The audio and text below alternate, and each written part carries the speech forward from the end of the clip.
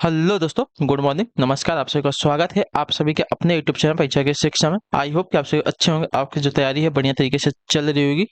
BEd परीक्षा 2024 के जो बच्चे क्लास में नहीं है, पहली बार हैं, उन सभी को बता दें कि हमारे चैनल पर जो आपकी तैयारी है बीएड परीक्षा 2024 की कंप्लीट बेसिस पर करवाई जाए। तो जिसे भी तैयारी जो है पूरी करनी है, चैनल को सब्सक्राइब करके हमारे साथ जुड़ जाइए। उसके बगल में जो आपका बेल आइकन है उसको ऑन कर लेंगे, ठीक है।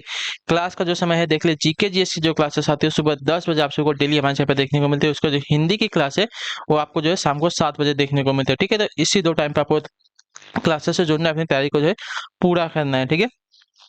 बाकी अगर आप सभी को पीडीएफ चाहिए, पीडीएफ के लिए आपको हमारे टेलीग्राम का चैनल ज्वाइन करना। परीक्षा की शिक्षा का हमारा टेलीग्राम का चैनल है, डिस्क्रिप्शन में आप सबको इसका लिंक मिल जाएगा। वहाँ पे जो पीडीएफ है इसके साथ से आपको क्लास का जो अपडेट है डेली बेसिस पे दिया जाता है। बाकी जो एग्जाम का अपडेट है आपको वहाँ पे बताया जाएगा, ठीक है। तो फटाफट जाइए टेलीग्राम चैनल से ज्वाइन हो जाइए वहाँ पे। अगर आपको हमसे कुछ पूछना है, कोई बात करनी है, तो आप हमें आके इंस्टाग्राम पर मैसेज कर सकते। परीक्षा की शिक्षा का हमारा इंस्टाग्राम का पेज है, नीचे डिस्क्रिप्शन में आप सबको इसका जो है लिंक मिल जाएगा, ठीक है। तो फटाफट जाइए, हमें वहाँ पे फॉलो कीजिए और मैसेज कीजिए। अपना जो क्वेश्चन है हमें वहाँ पे पूछ सकते हैं, ठीक है। तो चलें क्लास स्टार्ट करें। एक एक क्वेश्चन को ध्यान से देखेंगे और बताते हुए चलेंगे सही उत्तर क्या होगा। क्वेश्चन नंबर 1 देखिए आपका क्या दिया गया है। एक आर्थिक व्यवस्था जिसे निजी तथा राज्य के उपक्रम को मिलाकर बनाई जाती है वह कहलाती है क्या, बताइए। इसका सही उत्तर क्या होगा साथियों। एक आर्थिक व्यवस्था जिसे निजी तथा राज्य के उपक्रम को मिलाकर बनाई जाती है वह रिक्त स्थान कहलाती है क्या। तो आपका राइट आंसर साथियों मिश्रित अर्थव्यवस्था कहलाती है। जो आपका दिया गया यहाँ पे डी वाला विकल्प आपका राइट आंसर, ठीक है। निजी तथा राज्य के उपक्रम को मिलाई गई मिलाकर जो बनाई जाती है आर्थिक व्यवस्था, उसको क्या कहलाती है, तो मिश्रित अर्थव्यवस्था कहलाती है, ठीक है। क्लियर सभी को इसके बारे में। अगले क्वेश्चन बढ़ेगा, दूसरे नंबर पर उत्तर दीजिएगा। राइट आंसर का क्या पूछा गया, भारत में तीसरी पंचवर्षीय योजना का जो मुख्य उद्देश्य क्या था, बताइए। भारत में तीसरी पंचवर्षीय योजना का मुख्य उद्देश्य क्या था साथियों। इसका सही उत्तर क्या हो जाएगा। तो देखिए, भारत में तीसरी पंचवर्षीय योजना का मुख्य उद्देश्य अगर देखने जाएंगे तो साथियों कृषि था, जो आपका दिया गया यहाँ पे बी वाला विकल्प आपका राइट आंसर, ठीक है। क्लियर सभी को इसके बारे में। अगले क्वेश्चन बढ़ेंगे, ध्यान से देखिएगा। तीसरे नंबर पर बताइएगा आपका राइट आंसर क्या होगा। पूछा गया आपका किस अनुच्छेद के अंतर्गत जो है भारत के राष्ट्रपति द्वारा संवैधानिक आपातकाल लागू किया जा सकता है, बताइए। किस अनुच्छेद के अंतर्गत जो है भारत के राष्ट्रपति द्वारा जो है संवैधानिक आपातकाल लागू किया जा सकता है, इसका राइट आंसर क्या होगा साथियों। तो मैंने आपको बताया था अनुच्छेद 356 के अंतर्गत जो आपका दिया गया यहाँ पे सी वाला विकल्प आपका आंसर, ठीक है। भारत के संविधान का अनुच्छेद 356 केंद्र की संघीय सरकार को राज्य में संवैधानिक तंत्र की विफलता या संविधान की स्पष्ट उल्लंघन की दशा में जो है उस राज्य सरकार को जो है बर्खास्त कर उस राज्य में जो है राष्ट्रपति शासन लागू करने का अधिकार देता है, ठीक है। राष्ट्रपति उस स्थिति में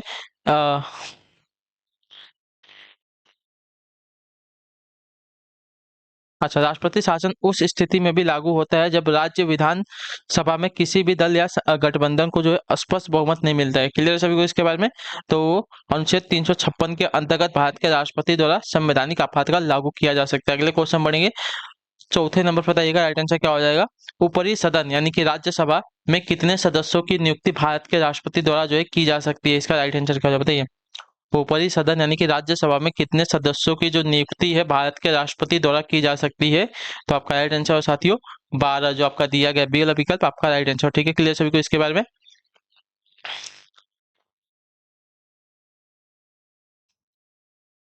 यहाँ तक सभी का क्लियर है। और राज्यसभा में कुल कितने सदस्य होते हैं, 250 होते हैं, ठीक है। अगले क्वेश्चन बढ़ेंगे, 5वां नंबर उत्तर दीजिएगा। राइट आंसर क्या हो जाएगा। अकबरनामा किसने लिखा था। अकबरनामा जो है किसने लिखा था, इसका राइट आंसर क्या हो जाएगा। तो अकबरनामा की अगर बात करें तो अकबरनामा जो है आपका अबुल फजल ने लिखा था, जो आपका दिया गया यहाँ पे ये वाला विकल्प आपका राइट आंसर, ठीक है। क्लियर सभी को इसके बारे में। अगले क्वेश्चन बढ़ेंगे, उत्तर दीजिएगा। आपका छठा नंबर है, बताइएगा सही उत्तर क्या हो जाएगा। किस सिख गुरु ने जो है खालसा की शुरुआत की थी, बताइए। किस सिख गुरु ने जो है खालसा की शुरुआत की थी, इसका सही उत्तर क्या हो जाएगा साथियों। तो देखिए, खालसा पंथ की स्थापना जो है गुरु गोविंद सिंह जी ने वर्ष 1699 में वैसाखी वाले दिन आनंदपुर साहिब में किया था, ठीक है। तो जो आपका दिया गया यहाँ पे बी वाला विकल्प आपका राइट आंसर हो जाएगा, ठीक है। खालसा की शुरुआत किस सिख गुरु ने की थी, तो गुरु गोविंद सिंह ने की थी। क्लियर है सभी को यहाँ पे। अगले क्वेश्चन बढ़ेंगे, ध्यान से देखिएगा। 7वां नंबर क्या पूछाएगा बताने की कोशिश कीजिएगा। राइट आंसर क्या होगा। भूमध्य रेखा पर दो देशांतरों के बीच की दूरी लगभग कितने किलोमीटर की है, बताइए। भूमध्य रेखा पर दो देशांतरों के बीच की दूरी लगभग कितने किलोमीटर की है? इसका सही उत्तर क्या हो जाएगा साथियों, बताने की कोशिश करेंगे आपसे लोग, जल्दी जल्दी इसका आंसर देंगे। तो इसका सही उत्तर हो जाएगा साथियों आपकी 111 किलोमीटर की है, जो आपका बी वाला विकल्प देगा आपका यहाँ पे सही उत्तर हो जाएगा। ठीक है, क्लियर सभी को। अगले क्वेश्चन बढ़ेंगे, आपका देखेंगे 8वें नंबर, बताइएगा राइट आंसर क्या हो जाएगा। दिया गया आपका निम्नलिखित में से कौन सी जो पौने हैं गर्म धूल से लदी होती हैं तथा सहारा मरुस्थल से भूमध्य सागरीय क्षेत्र की ओर बहती हैं, बताइए। निम्नलिखित में से कौन सी जो पवनें हैं यानी कि जो हवाएं हैं गर्म धूल से लदी होती हैं तथा सहारा मरुस्थल से भूमध्य सागरीय क्षेत्र की ओर बहती हैं? तो आपका राइट आंसर हो जाती हो लू, जो आपका दिया गया यहाँ पे बी वाला विकल्प आपका, एक मिनट लू नहीं होता है आपका सिरोको होता है। ठीक है, सिरोको जो आपका दिया गया यहाँ पे ए वाला विकल्प आपका राइट आंसर होगा। ठीक है, सिरोको जो पवन है सहारा मरुस्थल में भूमध्य सागर की ओर चलने वाली गर्म हवा है। सहारा मरुस्थल से इटली से प्रभावित होने वाले सिरोको हवा जो है बालू के कणों से युक्त होती है तथा सागर से नमी धारण करने के बाद जब इटली में वर्षा करती है तो इन बालू के कणों के कारण वर्षा की बूंद का जो रंग है साथियों लाल हो जाता है। इस प्रकार की वर्षा को जो है इटली में रक्त की वर्षा भी कहते हैं। ठीक है, अगले क्वेश्चन बढ़ेंगे आपका 9 नंबर क्वेश्चन है, बताएंगे राइट आंसर क्या हो जाएगा। क्या दिया गया पहले ध्यान से देखिए। निम्नलिखित में से कौन सी मानव शरीर की सबसे बड़ी कोशिकाएं हैं, बताइए। निम्नलिखित में से कौन सी जो है मानव शरीर की सबसे बड़ी कोशिकाएं हैं? तो मानव शरीर की सबसे बड़ी कोशिका आपकी जो है तंत्रिका कोशिकाएं होती है, जो आपका दिया गया यहाँ पे सी वाला विकल्प आपका सही उत्तर हो जाएगा। ठीक है, क्लियर सभी को इसके बारे में। अगले क्वेश्चन बढ़ेंगे 10वां नंबर, बताइएगा राइट आंसर क्या हो जाएगा। निम्नलिखित में से कौन जो है मानव त्वचा को रंग प्रदान करने के लिए उत्तरदायी है, बताइए। निम्नलिखित में से कौन जो है मानव त्वचा को रंग प्रदान करने के लिए उत्तरदायी है? तो आपका राइट आंसर हो जाएगा साथियों मेलेनिन। ठीक है, मानव त्वचा को रंग कौन प्रदान करता है? तो आपका राइट आंसर मेलेनिन हो जाएगा, जो आपका दिया गया यहाँ पे डी वाला विकल्प आपका सही उत्तर हो जाएगा। ठीक है, क्लियर सभी को इसके बारे में। अगले क्वेश्चन बढ़ेंगे, ध्यान से देखेंगे, आपका 11 नंबर क्या दिया गया बताने की कोशिश करेंगे आप सभी लोग। निम्नलिखित में से कौन से 3 आर पर्यावरण के अनुकूल माने जाते हैं, बताइए। निम्नलिखित में से कौन से 3 जो आर हैं पर्यावरण के अनुकूल माने जाते हैं साथियों, इसका सही उत्तर क्या हो जाएगा। तो देखिए, कम करना, पुनः प्रयोग करना, पुनः चक्रित करना, ये जो 3 आर है पर्यावरण के अनुकूल माने जाते हैं, याद रखिए। तो जो आपका ए वाला विकल्प देगा आपका यहाँ पे सही उत्तर हो जाएगा। ठीक है, क्लियर सभी को इसका में कम करना, पुनः प्रयोग करना, पुनः चक्रित करना। ठीक है, अगले क्वेश्चन बढ़ेंगे 12 नंबर पर, बताइएगा राइट आंसर का। फुटबॉल की एक मैच के एक भाग की अवधि मिनट में कितनी होती है, बताइए। फुटबॉल की एक मैच के एक भाग की अवधि मिनट में कितनी होती है? इसका राइट आंसर क्या हो जाएगा। तो इसका सही उत्तर हो साथियों 45 मिनट, जो आपका दिया गया यहाँ पे डी वाला विकल्प आपका राइट आंसर। ठीक है, फुटबॉल की एक मैच के एक भाग की अवधि जो है 45 मिनट की होती है। ठीक है, क्लियर सभी को इसके बारे में। अगले क्वेश्चन बढ़ेंगे आपका 13 नंबर पर, उत्तर दीजिएगा राइट आंसर क्या हो जाएगा। ध्यान से देख के बताइएगा, निम्नलिखित में से कौन सी फिल्म जो है सत्यजीत रे के द्वारा निर्देशित नहीं है? ठीक है, निम्नलिखित में से कौन सी फिल्म जो है सत्यजीत रे के द्वारा निर्देशित नहीं है, यानी कि डायरेक्ट नहीं है। तो देखिए, आपका जो दिया गया यहाँ पे गुमनाम, जो आपका डी वाला विकल्प देगा आपका पास हो जाएगा। ठीक है, गुमनाम 1965 में प्रदर्शित हिंदी भाषा की रहस्यमयी रोमांचक फिल्म है, जिसमें जो है मनोज कुमार, नंदा प्राण, हेलन और महमूद शरीके अभिनेता मुख्य भूमिका में थे। ठीक है, इस फिल्म के निर्देशक राजा नवाथे थे। ठीक है, गुमनाम फिल्म के निर्देशक यानी कि डायरेक्टर जो थे कौन थे? तो राजा नवाथे, इतना याद रखिएगा। ठीक है, तो गुमनाम फिल्म जो है सत्यजीत रे के द्वारा निर्देशित नहीं है। क्लियर है, अगले क्वेश्चन बढ़ेंगे आपका 14 नंबर, ध्यान से देखिएगा, उत्तर दिएगा। संदेश सेवा किस क्षेत्र के अंतर्गत आती है, बताइए। संदेश सेवा जो है किस क्षेत्र के अंतर्गत आती है? तो आपका राइट आंसर हो जाएगा संदेश सेवा जो है आपकी तृतीय क्षेत्र के अंतर्गत आती है, जो आपका सी वाला विकल्प देगा है 14 पे आपका सही उत्तर। ठीक है, क्लियर सभी को इसके बारे में। अगले क्वेश्चन बढ़ेंगे 15 नंबर बताएंगे राइट आंसर क्या हो जाएगा। निम्नलिखित में से कौन सा एक प्रत्यक्ष कर नहीं है, बताइए। निम्नलिखित में से कौन सा एक प्रत्यक्ष कर नहीं है? तो आपका सही उत्तर हो जाएगा साथियों प्रत्यक्ष कर, इसमें से आपका कोई भी नहीं है। ठीक है, तो जो आपका दिया गया डी वाला विकल्प आपका राइट आंसर। ठीक है, एक ऐसा टैक्स जो किसी व्यक्ति या संगठन द्वारा सीधे सरकार को दिया जाता है, उसको जो है या और सरकार जो है द्वारा सरकार द्वारा प्रत्यक्ष रूप से व्यक्तियों और संगठनों पर लागू कर टैक्स है, जैसे कि आयकर, निगम कर, संपत्ति कर आदि। ठीक है, व्यक्ति या संगठन मुख्य उद्देश्य के लिए सरकार को प्रत्यक्ष कर का भुगतान करता है। जहां कर एक इकाई पर लगाया जाता है, जिस संगठन पर टैक्स लगाया जाता है वह कर भुगतान की पूर्ति के लिए जिम्मेदार है। दिए गए प्रश्न में कोई भी आपका एक प्रत्यक्ष कर नहीं है। ठीक है, क्लियर सभी को इसके बारे में। अगले क्वेश्चन बढ़ेंगे आपका 16 नंबर पर, ध्यान से देख के बताएंगे राइट आंसर क्या हो जाएगा। दिया गया है आपका निम्नलिखित में से कौन सा स्वाभाविक रूप से न्यायपूर्ण है, बताइए निम्नलिखित में से कौन सा जो आपका स्वाभाविक रूप से न्यायपूर्ण है। तो स्वाभाविक रूप से न्यायपूर्ण आपका जो दिया गया आपका मौलिक अधिकार है, जो आपका सी वाला विकल्प दिया गया है, आपका सही उत्तर हो जाएगा। ठीक है, क्लियर सभी को इसके बारे में, यहाँ तक सभी का क्लियर है। ठीक है, अगले क्वेश्चन बढ़ेंगे आपका 17 नंबर पर, उत्तर देंगे राइट आंसर क्या हो जाएगा। क्या देगा, निम्नलिखित संशोधनों में से किसे भारत का लघु संविधान भी कहा जाता है। बहुत इंपॉर्टेंट क्वेश्चन है। 7वां संशोधन को, 42वां संशोधन को, 44वां संशोधन को या 74वां संशोधन को, बताइए किसको जो है आपका लघु संविधान भी कहा जाता है। तो आपका राइट आंसर साथियों 42वां संविधान संशोधन को, जो आपका दिया गया यहाँ पे बी वाला विकल्प आपका सही उत्तर हो जाएगा। ठीक है, क्लियर सभी को इसके बारे में। 42वें संविधान संशोधन को जो है भारत का लघु संविधान भी कहा जाता है। 42वें जो संशोधन हुआ था 1976 के द्वारा संविधान में व्यापक परिवर्तन लाए गए थे, जिनमें से मुख्य रूप से निम्नलिखित में से क्या थे। तो देखिए, संविधान की प्रस्तावना में जो है समाजवादी, धर्मनिरपेक्ष एवं एकता और अखंडता आदि शब्द जो है जोड़े गए थे। ठीक है, सभी नीति निर्देशक सिद्धांतों को, मूल अधिकारों को जो है सर्वोच्चता सुनिश्चित की गई थी। ठीक, और इसके अंतर्गत संविधान में जो है 10 मौलिक कर्तव्यों को अनुच्छेद 51 क भाग 4 क के अंतर्गत जो है जोड़ा गया था। ठीक है, क्लियर सभी को इसके बारे में। अगले क्वेश्चन बढ़ेंगे आपका 18 नंबर पर, ध्यान से देखिएगा, उत्तर दीजिएगा राइट आंसर क्या होगा। लॉर्ड क्लाइव ने सिराजुद्दौला को किस युद्ध में हराया था, बताइए लॉर्ड क्लाइव ने जो है सिराजुद्दौला को किस युद्ध में हराया था। इसका सही उत्तर क्या हो जाएगा। प्लासी का युद्ध में, बक्सर के युद्ध में, पानीपत के युद्ध में या हल्दी घाटी के युद्ध में।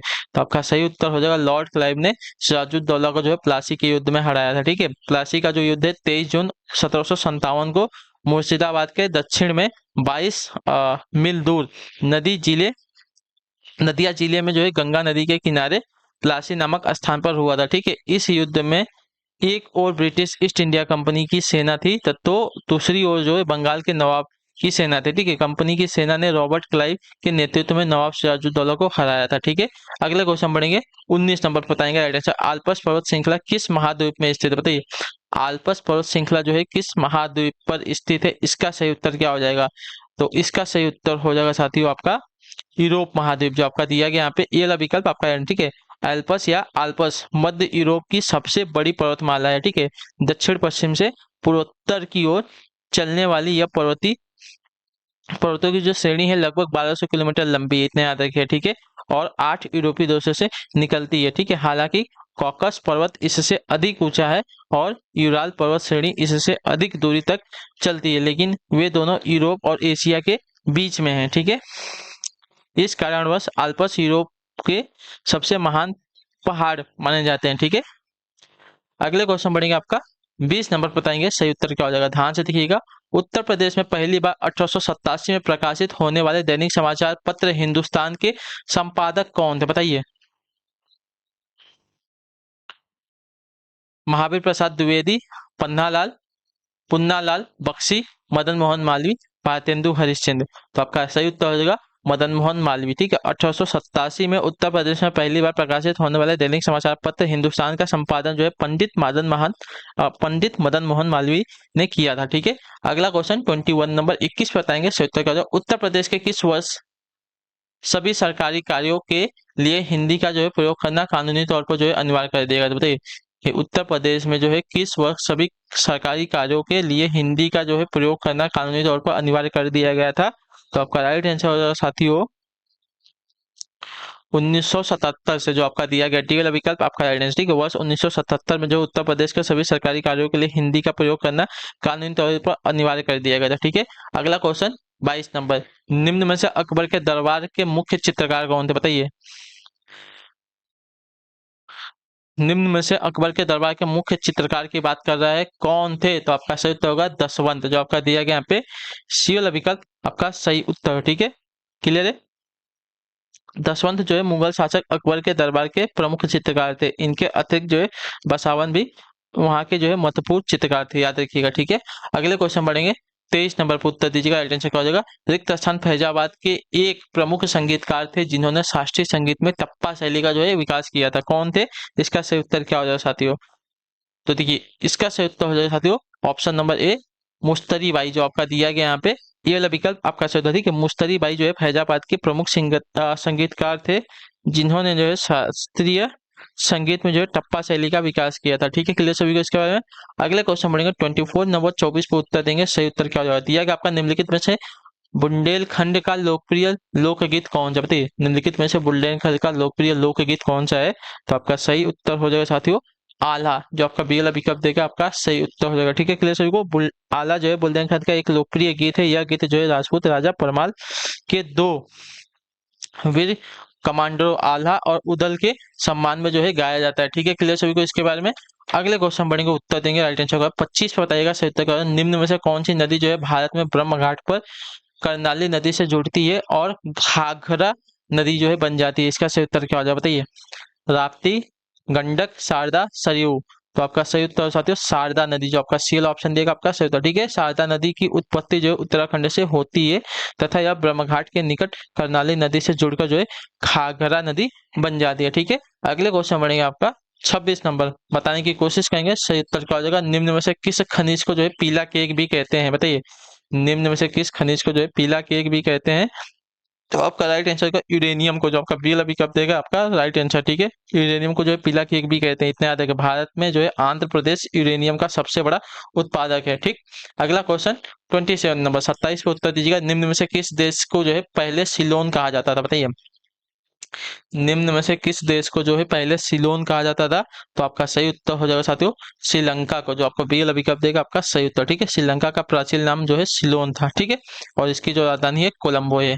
अगला क्वेश्चन 28 नंबर, उत्तर दीजिएगा, राइट आंसर करो। 1869 में किस नहर के खुलने से भारत में यूरोप की जो दूरी है, भारत से जो यूरोप की दूरी है 70 सॉरी 7,000 किलोमीटर कम हो गई, बताइए 1869 में किस नहर के खुलने से जो है भारत से यूरोप की जो दूरी है 7,000 किलोमीटर कम हो गई साथियों। तो इसका सही उत्तर हो जाएगा स्वेज नहर के खुलने से, जो आपका दिया गया सी वाला विकल्प आपका सही उत्तर हो जाएगा। ठीक है, क्लियर। स्वेज नहर को जो है 1869 में खोला गया था तथा इससे जो है भारत एवं यूरोप की जो बीच की दूरी है 7,000 किलोमीटर जो है कम हो गई थी। ठीक है, 7,000 किलोमीटर। अगले क्वेश्चन बढ़ेंगे 29 बताएगा सर, निम्न में से कौन एक वैज्ञानिक होने के साथ साथ एक महान उद्योगपति भी थे जिन्होंने भारत में जो है कई उद्योगों की स्थापना की थी, बताइए निम्नलिखित में से कौन एक वैज्ञानिक होने के साथ साथ एक महान उद्योगपति भी थे जिन्होंने भारत में कई उद्योगों की जो है स्थापना की थी। इसका सही उत्तर क्या होगा। तो इसका राइट आंसर हो जाएगा साथियों विक्रम साराभाई, जो आपका दिया गया यहाँ पे सी वाला विकल्प आपका सही उत्तर हो जाएगा। ठीक है, विक्रम साराभाई वैज्ञानिक एवं उद्योगपति दोनों ही थे। ठीक है, अगले क्वेश्चन बढ़ेंगे, ध्यान से देखें क्या पूछा गया, बताने की कोशिश करेंगे। 30 नंबर, ठीक है, क्या दिया गया है। A better India a better world पुस्तक के लेखक कौन है। A better India a better world पुस्तक के लेखक कौन है। तो इसके लेखक आपके हो जाएंगे साथियों NR नारायण मूर्ति, जो आपका दिया गया बिल विकल्प आपका सही उत्तर होगा। ठीक है, क्लियर सभी को इसके बारे में। बेटर इंडिया और बेटर वर्ल्ड नामक पुस्तक की जो रचना है NR नारायण मूर्ति ने की थी। ठीक है, क्लियर है। ठीक, तो इसी के साथ जो आपकी क्लास है आज की जीके जीएस की यहीं पे कंप्लीट होती है। आई होप कि आपको जो क्लास है अच्छी लगी, और मैं देख रहा हूँ कि 2-4 दिनों से जो आपकी अटेंडेंस है क्लास में बहुत कम आ रही है। अगर आप सभी को क्लास नहीं चाहिए तो हमें आप कमेंट करके बता सकते हैं, हम आपकी क्लास नहीं लेंगे। ठीक है, तो चलेंगे, बता दीजिएगा आप लोग अपना जो भी राय होगा। ठीक है, तो चलते हैं, टाटा बाय बाय, जय हिंद जय भारत। आप सभी का क्लास से जुड़ने के लिए बहुत बहुत ही धन्यवाद साथियों।